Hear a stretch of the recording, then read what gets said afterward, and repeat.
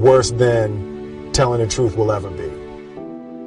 The first step before anybody else in the world believes it is you have to believe it.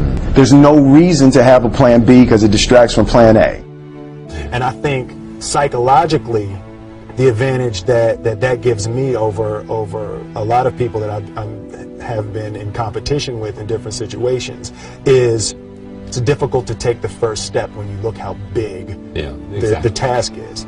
The task is never huge to me. It's always one brick.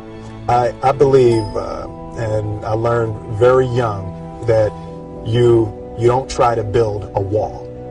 You don't set out to build a wall. You don't say, I'm going to build the biggest, baddest, greatest wall that's ever been built. You don't start there. You say, I'm going to lay this brick as perfectly as a brick can be laid. There will not be one brick on the face of the earth that's going to be laid better than this brick that I'm going to lay in this next 10 minutes. And you do that every single day, and soon you have a wall. And soon you have a wall.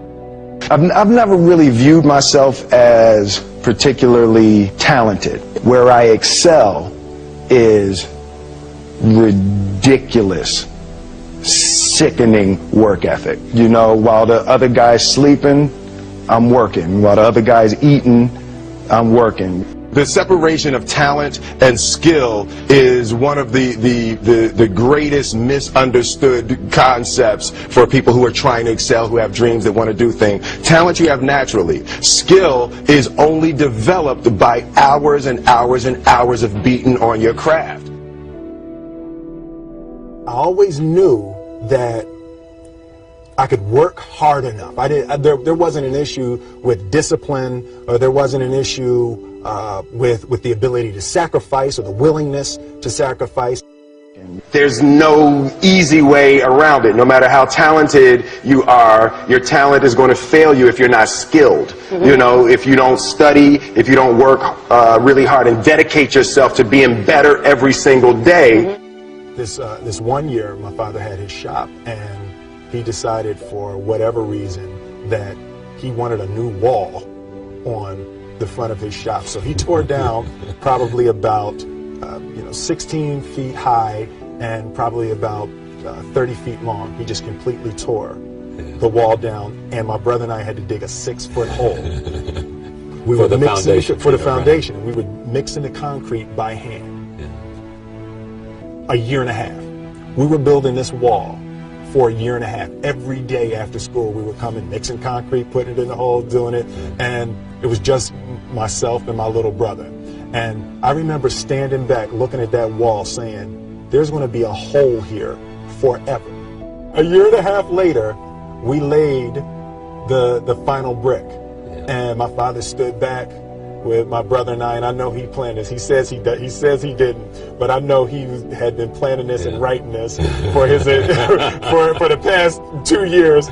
But we stood back, we looked at the wall, and he looked at me and my brother and said, "Don't y'all never tell me that you can't do something," and walked into the shop. As a child, my parents always told me you could be whatever you want to be, you could do whatever you want to do. And you know, that office, that position, the highest office on the face of the earth, it was something I heard my parents saying it, but I didn't totally believe it. Yet I went out in the world and I carried myself and I held my head high and I stood there and I looked people in their eyes and I talked to people as if I was deserving of everything that this planet has to offer. I really want to say to children out there and to people who are watching, Confucius said one time, he who says he can and he who says he can't are both usually right.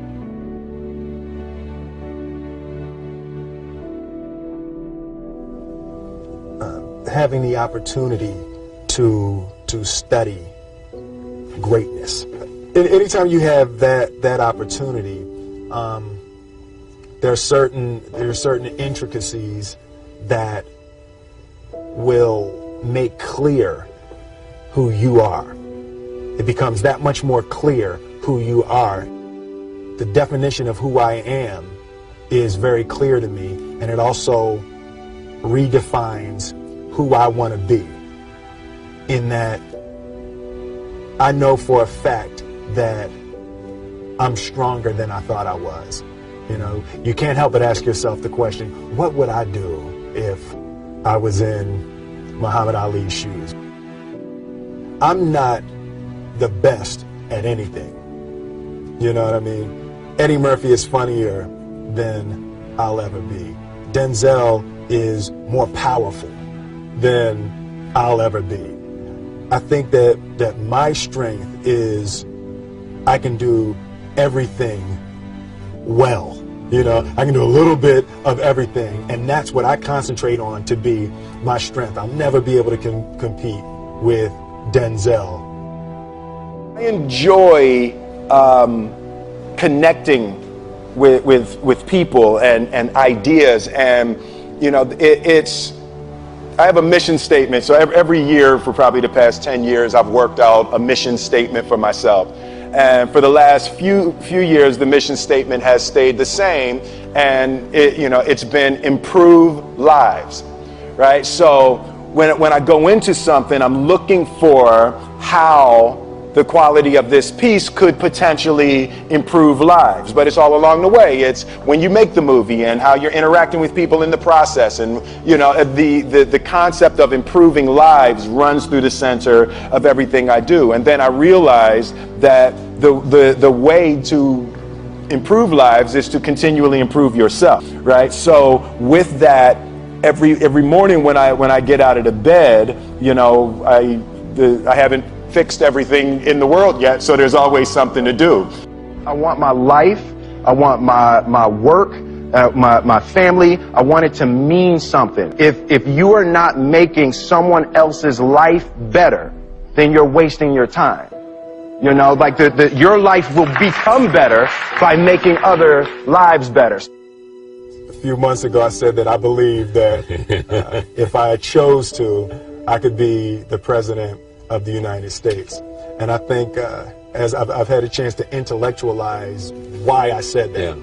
And I think that there's a certain delusional quality that all successful people have to have.